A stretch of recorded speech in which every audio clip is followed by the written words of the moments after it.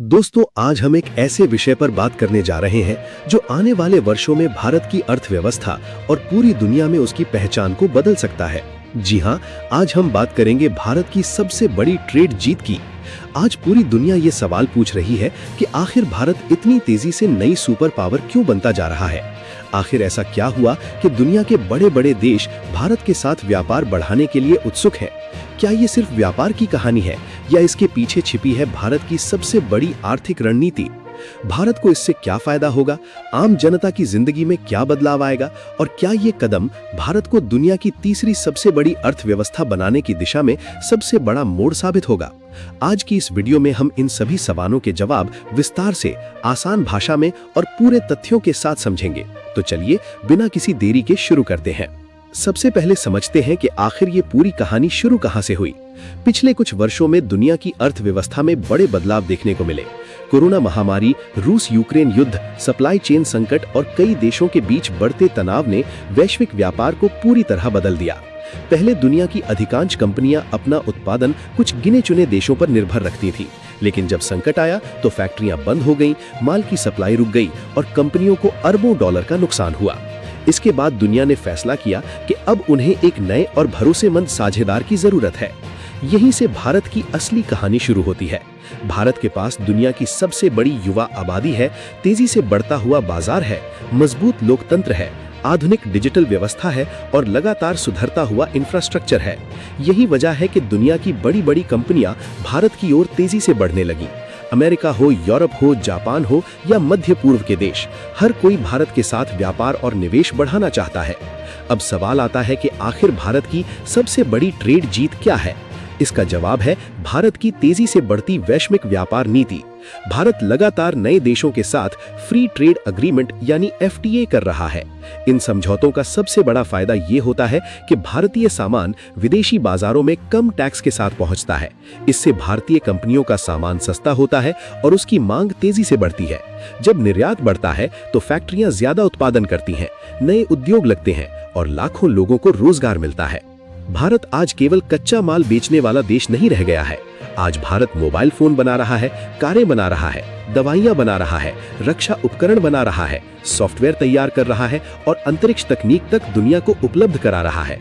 यही बदलाव भारत को नई आर्थिक ताकत बना रहा है। आज दुनिया की कई बड़ी कंपनियां चीन पर अपनी निर्भरता कम कर रही हैं। इसके पीछे कारण है सप्लाई चेन का जोखिम और बढ़ते भू राजनीतिक तनाव। ऐसे में भारत उनके लिए सबसे बड़ा विकल्प बनकर सामने आया है। एप्पल जैसी बड़ी कंपनियां भारत में उत्पादन बढ़ा रही हैं। इलेक्ट्रॉनिक्स, ऑटोमोबाइल, सेमीकंडक्टर और रक्षा उद्योग में रिकॉर्ड निवेश देखने को मिल रहा है। इसका सीधा फायदा भारत की अर्थव्यवस्था को मिल रहा है। भारत की डिजिटल क्रांति भी इस सफलता का एक बड़ा कारण है। आज UPI ने भारत को दुनिया के सबसे बड़े डिजिटल पेमेंट सिस्टम वाले देशों में शामिल कर दिया है। करोड़ों लोग हर दिन डिजिटल भुगतान कर रहे हैं।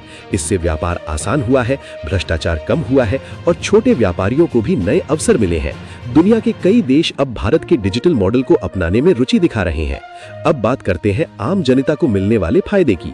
जब भारत का व्यापार बढ़ता है तो सबसे पहले नए उद्योग लगते हैं, नई फैक्ट्रियां खुलती हैं, नए रोजगार पैदा होते हैं, युवाओं को नौकरी के अवसर मिलते हैं, किसानों के उत्पाद विदेशों तक पहुंचते हैं, छोटे उद्योगों को बड़े ऑर्डर मिलने लगते हैं, सरकार को टैक्स के रूप में ज्यादा आय होती है, जिससे सड़कें, रेलवे, एयरपोर्ट, अस्पताल और शिक्षा जैसे क्षेत्रों में अधिक निवेश किया जा सकता है। भारत का विदेशी मुद्रा भंडार भी लगातार मजबूत हो रहा है। जब निर्यात बढ़ता है और विदेशी निवेश आता है तो देश के पास ज्यादा विदेशी मुद्रा जमा होती है। इससे रुपए को मजबूती मिलती है और वैश्विक आर्थिक संकट का असर अपेक्षाकृत कम पड़ता है। यही कारण है कि आज दुनिया भारत की आर्थिक स्थिरता की भी सराहना कर रही है। भारत रक्षा क्षेत्र में भी तेजी से आत्मनिर्भर बन रहा है। पहले भारत दुनिया के सबसे बड़े हथियार आयातकों में गिना जाता था, लेकिन अब भारत अपने हथियार खुद बना रहा है और कई देशों को निर्यात भी कर रहा है। मिसाइल, हेलीकॉप्टर, युद्धपोत और रक्षा तकनीक के क्षेत्र में भारत लगातार नई उपलब्धियां हासिल कर रहा है। इससे भारत की रणनीतिक ताकत भी बढ़ रही है।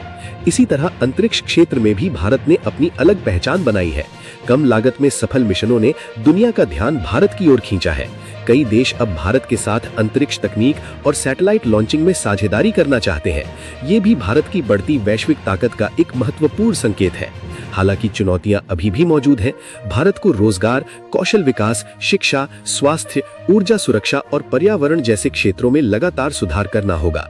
वैश्विक आर्थिक मंदी और अंतर्राष्ट्रीय तनाव का असर भी भारत पर पड़ सकता है, लेकिन अगर भारत इसी गति से सुधार करता रहा, निवेश आकर्षित करता रहा और अपने उद्योगों को मजबूत बनाता रहा, तो आने वाले वर्षों में भारत दुनिया की सबसे बड़ी आर्थिक शक्तियों में शामिल हो सकता है।